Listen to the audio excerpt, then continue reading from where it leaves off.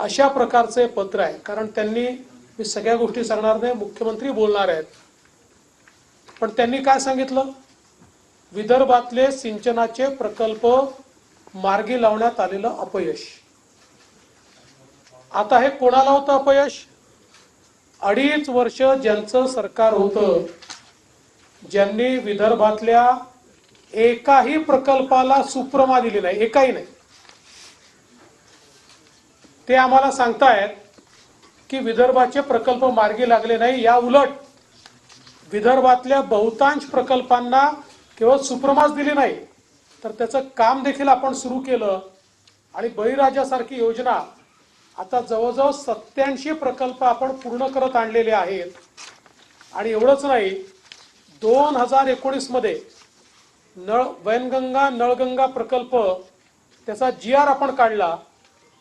मध्यंतरी सरकारमध्ये त्याची फाईल मुंगीच्या पावला एवढी देखील हल्ली नाही। पुन्हा नवीन सरकार आल्यानंतर सगळ्या मान्यता त्याच्या आम्ही घेतल्या आणि लवकरच अंतिम मान्यतेकडे तो चाललेला आहे।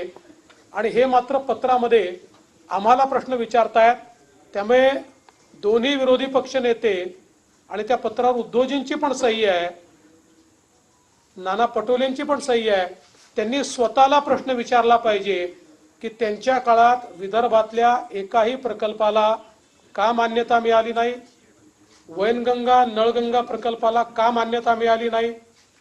दुसरं, वैधानिक विकास मंडळ त्यांनी लॅप्स केलं। नवीन सरकार आल्यानंतर आम्ही त्याचा ठराव करून केंद्राला पाठवला आणि ते आम्हाला विचारतायत वैधानिक विकास मंडळ का नाही। पहिल्यांदा त्यांनी स्वतःला विचारलं पाहिजे की त्यांनी का लॅप्स केलं।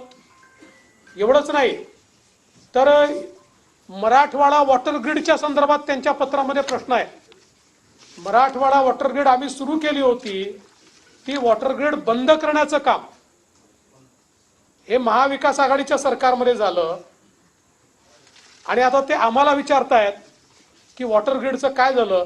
आम्ही तर वॉटर ग्रीडचा प्रस्ताव केंद्र सरकारकडे दाखल केला आहे आणि त्यांना विनंती केली आहे की हर घर जल योजनेमध्ये हा वॉटर ग्रीडचा प्रस्ताव समावेश करा आणि त्याचा पाठपुरावा देखील आमचा चाललेला आहे।